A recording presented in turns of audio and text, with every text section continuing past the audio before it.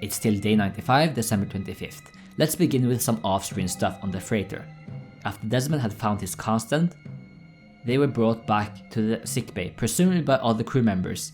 The captain had talked to Frank about the two newcomers, and he wasn't happy that they busted out of the sickbay, not knowing that it was Michael who helped them out. Nothing will happen here for the rest of Christmas Eve or Christmas Day. Regina will keep guard on Saeed and Desmond while the crew likely stored or tossed out the body of Minkowski. It is now nighttime. Frank gets the chopper ready, meets Kimi, then heads down the hallway where he spots Regina, before handing Saeed and Desmond some food. Off screen, Frank leaves and meets up with the mercenaries who will now fly towards the island.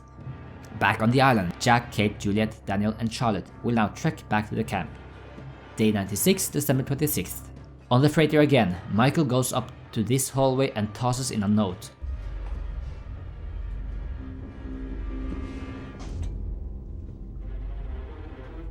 It's a note.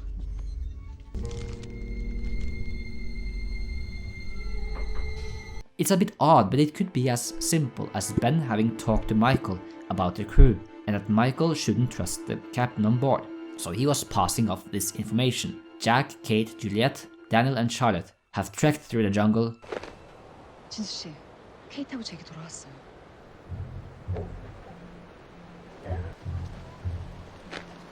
What happened? You mean before or after the redhead knocked me out? Sun decides to leave for Locke's camp. Kate tells her about the directions. Once you hit the stream, you want to head northwest. Pretty much in a straight line for about a day and a half. I know that I said that the compass bearings are all reversed right now, but I guess Kate doesn't know of it or just goes by habit. Anyway, it's pretty correct in terms of directions. Juliet stops them and tells of the affair. Jin heads back. Jin will now go fishing with Bernard, and they will now use the original outrigger. This outrigger has been on several journeys.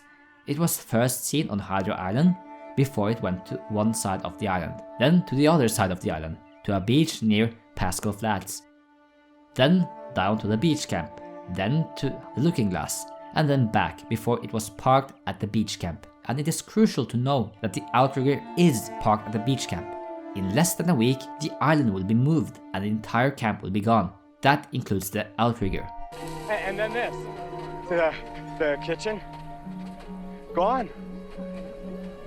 And all the tents, all the food and water, gone.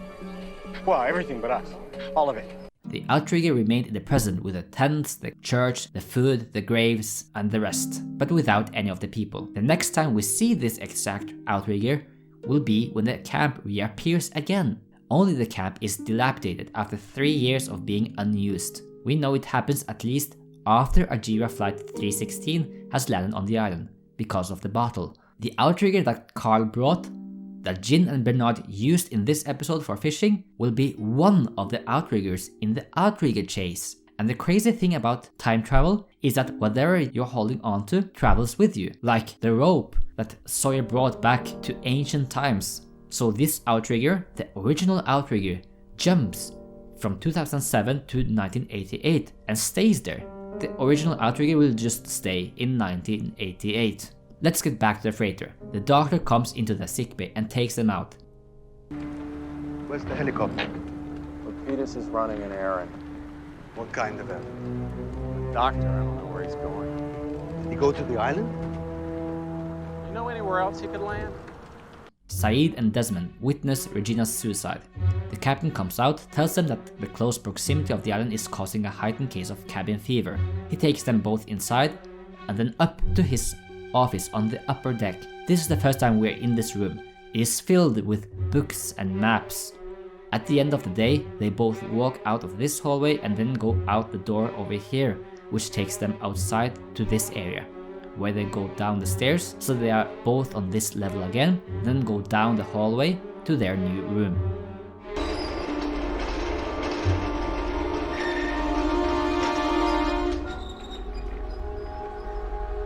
Desmond and Saeed meet Kevin Johnson, who is Michael Dawson. If you were surprised by this, then I'm happy for you. It's a great twist. Many of us saw this coming a long time ago. Back in July 2007, after the third season had wrapped up, we got confirmed that Harold Perrineau would be back on Lost as a main cast member. He filmed a lot of mobisodes which were released in the fall and winter before season 4 started, which got us hyped on his return. Already in the season 4 premiere, his name popped up as one of the main cast members. In the next episode, Ben says he has a man on their boat. The prime suspect was Michael. It was so obvious that fans thought it had to be something else that is even crazier because they kept teasing it, and Michael would be the obvious choice. And boy, did we get a lot of crazy time travel theories. One popular theory was that Ben told Locke to sit down. But you might want to sit down. Because he was about to tell him that the man on the boat was Locke from the future. But the revelation was Michael. Short episode today. Next week we're gonna do something different. The next Lost journeys will deal with the character journeys not on the island but primarily off the island. We're gonna explore both Michael and Tom's business on sea and in the USA. In the episode Meet Kevin Johnson.